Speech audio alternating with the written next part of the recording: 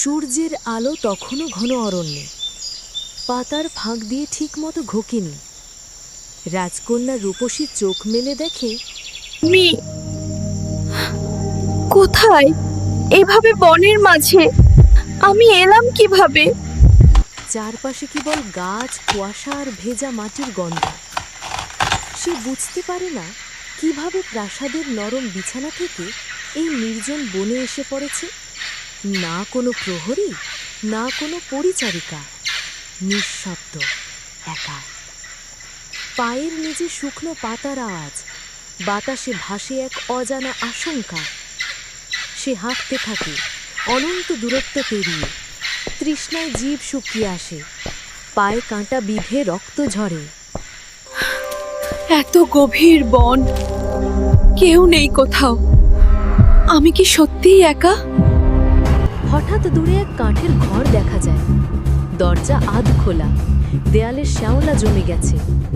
রূপসী সাবধানে ভেতরে ঢোকে। এই ঘরটা এত অন্ধকার কেন? ভেতরে কেউ আছো কি? ঘরের ভেতরে কেউ নেই, কিন্তু কোথাও এক অদ্ভুত গন্ধ। তেল, ধোঁয়া আর পোড়া মাংসের মতো ভারী একটা গন্ধ। টেবিলে সাজানো নানা রকম খাবার, ফল, ভাত, রুটি, মাংস। ক্ষুধায় ক্লান্ত রূপসী ভাবে হয়তো কোনো গ্রামবাসীর ঘর এটা। এই খাবারগুলো এত টাটকা কিভাবে? সে অল্প করে খায়, তারপর ক্লান্তিতে ঘুমিয়ে পড়ে কোণের এক মাচার ওপর। শরীরটা আর চলতে চাইছে না।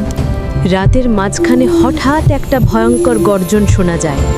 মাটি কেঁপে ওঠে, জানালার কাঁচ কাঁপে। রূপসী চমকে ওঠে, জানালার ফাঁক দিয়ে তাকায়। দেখে বনের দিক থেকে এগিয়ে আসছে এক বিশাল দেহ, দানব। তার চোখ লালচে আগুনের মতো জ্বলছে, কাঁধে ঝুলছে মানুষের দেহ, হাতে এক বিশাল খাঁচা, তাতে কয়েকজন মানুষ বন্দী। সে গর্জে ওঠে, আজ রাতে হবে ভোজ, মানুষ ভাজা ভোজ। রূপসীর নিঃশ্বাস থেমে যায়। সে জানে একটিমাত্র শব্দও তার মৃত্যু ডেকে আনবে। দানব তখনও তাকে দেখেনি, কিন্তু তার প্রতিটি পদক্ষেপে ঘর কেঁপে ওঠে, দেয়ালের মাকড়সার জাল দুলে ওঠে আতঙ্কে। রূপসী নিঃশব্দে দেয়ালের আড়ালে সরে যায়। তার চোখে এখন ভয় নয়, প্রতিজ্ঞা। এই দানব মানুষ খায়, কিন্তু আজ এক রাজকন্যা নীরবে তাকে দেখছে ছায়ার আড়াল থেকে।